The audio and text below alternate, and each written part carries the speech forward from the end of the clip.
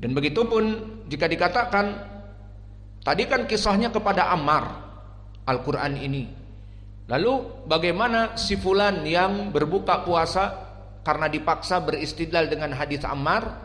Maka di sini masuk kepada kaidah juga al-ibrah bi umumil lafadz la bi khususis sabab, bahwa banyak dari pendalilan di Al-Quran turun kisah kepada si fulan, turun kisah kepada si alan, nazalatil ayah ila fulan wa ila alan, walakin ustukhdima al ayah wal ahadits lil am.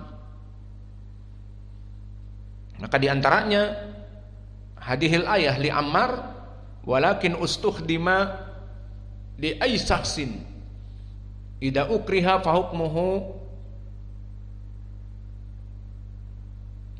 lam ya'ti ila al-mufsidat. Maka ini pendalilan dari ayat.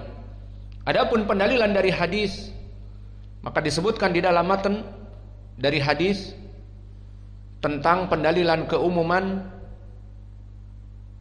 dari 3 kaidah tadi. Di hadis Ibni Abbas disebutkan bahwa Nabi Muhammad sallallahu alaihi wa ala alihi wasallam bersabda, innallaha wada'a an ummati al-khata wan nisyan wa mastukrihu alaih.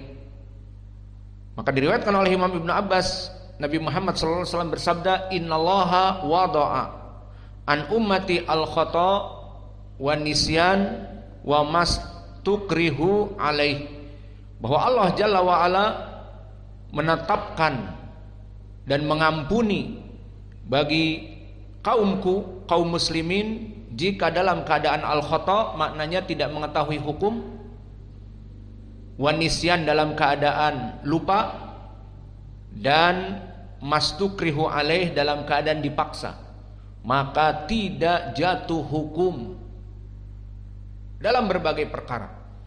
Dalam pembahasan kita apa? Pembatal puasa. Maka jika ada seorang makan dan minum, pertama tadi al-ilm, dia dalam keadaan mengetahui hukumnya, batal.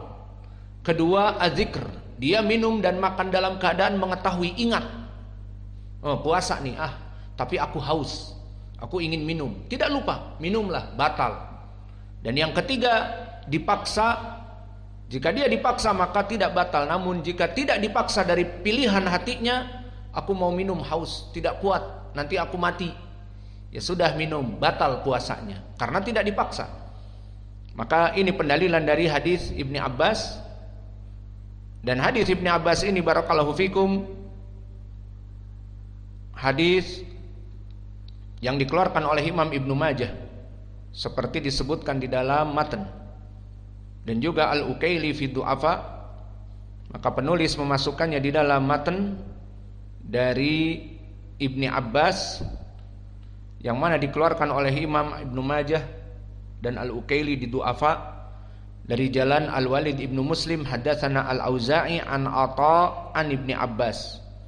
Maka sanad ini sanad yang dhaif dikarenakan Al-Walid Ibnu Muslim ma'ruf dengan tadlis taswiyah, dan dia tidak mentasrih kepada seluruh tabaqat, kepada syekh-syekhnya yang di atas sampai kepada tabaqat as-sahabah. Maka sanad ini menjadi dhaif.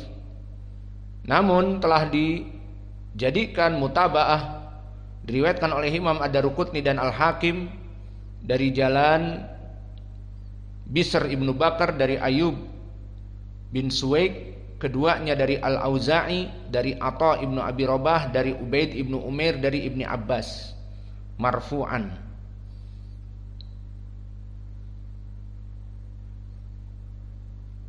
Maka setelah itu kita mengetahui bahwa sanad ini menjadi mutaba'ah atas Al-Walid Ibnu Muslim, dua orang yang menjadikan mutaba'ah. Yang pertama Ayub, dan Ayub Ibnu Suwaid dhaif, dan yang kedua Bisr Ibnu Bakar, dan Bisr Ibnu Bakar thiqah. Maka sanad ini dohirnya sihah seperti disahihkan oleh Imam Al-Hakim.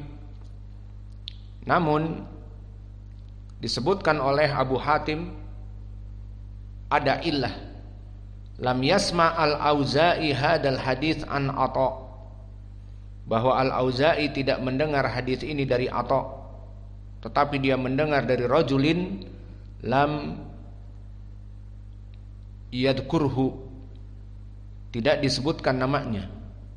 Alhasil hadis ini dhaif karena terputus, namun telah datang seperti penulis sebutkan di matan syahid dari jalan Al-Hasan Al-Basri anin Nabi. Maka jalan yang kedua disebutkan di dalam matan Anil Hasan qala Rasulullah sallallahu alaihi wa ala alihi wasallam, innallaha tajawaza an ummati al-khata' wa nisyan wa mastukrihu alaih. Maka hadis ini dikeluarkan oleh Abdul Razzaq dan Imam Ibnu Abi Syaibah dari jalan Hisham Anil Hasan, dan dikeluarkan oleh Sa'id Ibnu Mansur di sunannya dari jalan Husaim Ibnu Bashir akhbarana Mansur wa huwa Ibnul Mu'tamir dari Auf, dan dari Auf dari Al-Hasan Al-Basri. Maka di sini semua rijalnya thiqat. Namun sayang Al-Hasan Al-Basri tabi'i, maka periwayatannya dari Nabi menjadi mursal. Kesimpulannya datang dari dua jalan seperti di dalam matan. Pertama dari Ibnu Abbas yang dhaif, bismillah, dan yang kedua dari riwayat Al-Hasan Al-Basri dari Nabi, maka mursal. Maka dari dua jalan ini bisa naik hadis ini kepada paling sedikit hasan li ghairi, dan telah disahihkan hadis ini oleh ulama terdahulu dan ulama zaman now.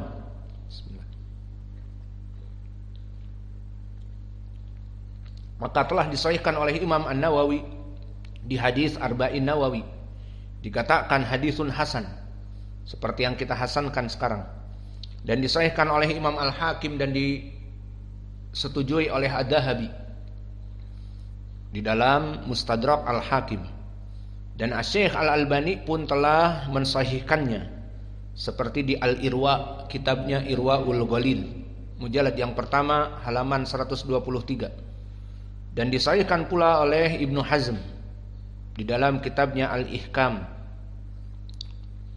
dan begitupun disahihkan oleh Syekhul Islam Ibnu Taimiyah di Kitabul Iman Al-Awsat dan di Minhajus Sunnah, dan juga dohirnya disahihkan oleh Syekh kami Muqbil Al-Wadi'i di fatwa-fatwanya. Maka hadis ini ma'ruf, dijadikan qawaidul usul al-muhimmah di dalam agama Islam ini. Maka inilah dari pendalilan yang bisa kita berikan di pelajaran hari ini. Maka dari pendalilan yang kami sebutkan secara umum menjadi pendalilan bahwa seorang muslim melaksanakan pembatal puasa baik makan, minum atau qaitus di siang hari Ramadan, namun dia dalam keadaan tiga perkara. Pertama, jahil dari ilmu, tidak mengetahui hukumnya, atau dia lupa, tidak mengetahui atau tidak ingat kalau dia sedang puasa minum.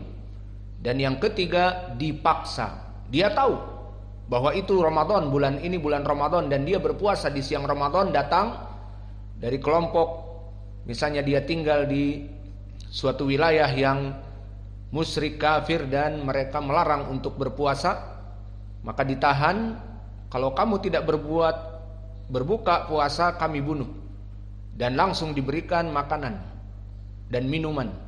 Maka dia makan dan minum, dan qalbuhu mutmainnun bil iman, tidak batal. Mana pendalilannya? Tadi keumuman al-adillah. Dan insyaallah di pertemuan yang akan datang kita berikan pendalilan secara khusus. Tadi pendalilan secara umum dari Al-Quran, dan pendalilan 3 ayat dari Al-Quran, dan pendalilan dari sunnah juga hadis Ibnu Abbas dan Al Hasan Al Basri secara umum, innallaha tajawaza an ummati an thalathah, bahwa Allah itu tidak menulis pena kesalahan, keburukan jika dia itu terkumpul padanya 3 perkara. Pertama dipaksa, kedua lupa, dan ketiga al-khata', tidak mengetahui hukum. Maka orang-orang yang tidak mengetahui hukum tidak dianggap berdosa karena tidak tahu hukumnya. Dan nanti pendalilan secara perinci, secara detail akan kita bahas di pelajaran yang akan datang. Wa naktafi ila huna wa jazakumullahu khairan wa barakallahu fi ilmikum.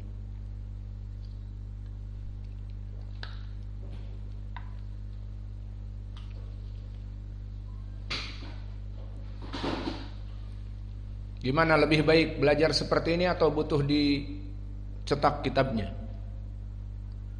Terserah. Mau seperti ini ya mungkin agak susah. Mana matan tidak tergambar matannya, namun ditulis. Atau mau dicetak, meskipun yang mencetak sebagian dari ikhwah